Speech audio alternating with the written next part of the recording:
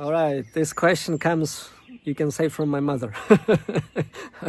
Anyway, the question is, how can you maintain your family from the work which is donations based and part-time also?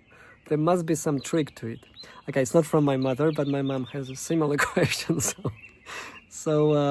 Okay, trick to it.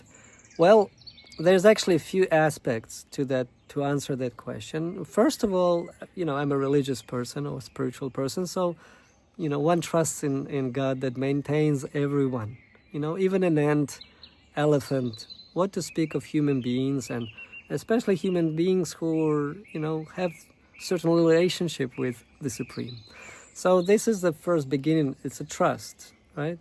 So the trust is that you're not going to stay hungry or without roof under your head and so forth. So if you really want to serve, or as somebody wrote in a comment, very nice, live to give. If somebody is that mentality or cultivates that mentality that I really want to live to give rather than to take, that equation, if it's more to give, at least a little bit more to give, then certainly you'll be maintained. There's no question about that. So there's this trust. That's the first foundation of it. Now, the second practical side of it is actually my family, my wife and I, we don't have children. And so, children requires certain stability, and there's a lot of expenses from day one, even before that, until mothers can say till what age. Somebody says 20, 25, somebody says 16 in some countries, right? But anyway, it's a lifelong journey. We're always little sons for our mothers, even if we are 50 or 60 or 70 years old. So that's legitimate. So we don't have children, and so of course our expenses are less.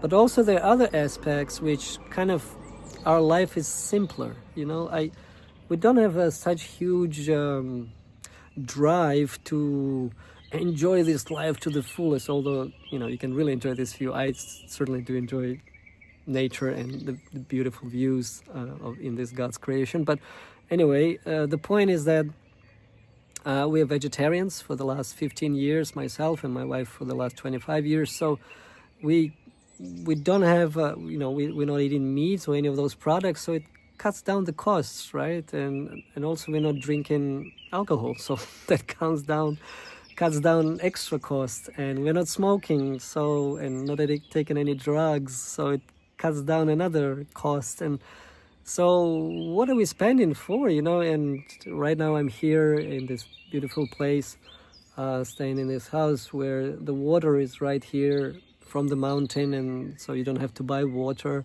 And the milk just got delivered from the cow from the farm right there. This is also a donation for free to us. And so, I live such a life that many things are, you don't have to spend extra money for.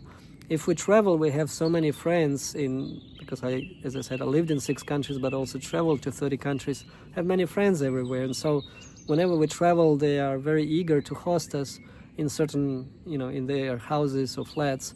And so you don't spend money for accommodation. So that's why I personally think that I'm obliged to give more without restriction, without thinking that, okay, some expenses are there. You have to buy a ticket for a bus or a plane ticket, or you have to pay medical insurance. You still have to eat and buy some, fruits or something that you eat, and grains and vegetables and nuts and so forth, what we eat. But and it's also expensive, but this is much less comparing to other people's lifestyles. Somebody must go to Olympic Games or the hockey game or that game. I don't go to those games, and so I have this time to dedicate to you.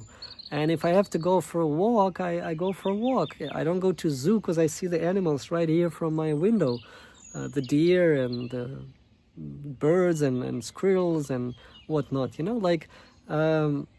Basically, in essence, we live a lifestyle that is not so expensive, right? So our needs are less. And because our needs are less and we don't have children, and our travels are a little easier usually, and sometimes have to pay for the accommodation, hotels, etc. But usually we also have an opportunity to stay somewhere where we're most welcomed and loved, our home where we are loved, right? And so when I'm traveling to the places where my friends are eager to accept us, or even inviting us specifically, it's very nice. And so so I feel obliged to give back even more and even more. I'm feeling indebted for all that kindness that I receive, and I want to give it back to all of you, so you feel cared and loved also, right? And that's why there's no trick. And I mean, in my case, is as I said, it's a trust to the Supreme, and at the same time, it's not such a expensive lifestyle that we are having, My sister is very kind to me. She gives me gifts like this T-shirt, and and sometimes I buy clothes also. But the point is that comparing to maybe a regular household, we're a little bit not like specifically economical. You have to understand, I really like to eat organic food and nice food, and this is there. It's not like I'm always in a mode of economy and saving. No, you have to use your intelligence, what's needed for the body. I sometimes go to the swimming pool or to the gym, to keep the body fit, and sometimes go for a run. That's for free, but still I have to buy running shoes. So anyway, the point is that the expenses are not so high, and so I think, and I'm trusting the Lord, that I can go with this route to give back as much as possible, and I believe I will be maintained. So this is the whole philosophy behind it. Okay, I'm gonna go to the next question, and we're gonna wrap it up for today.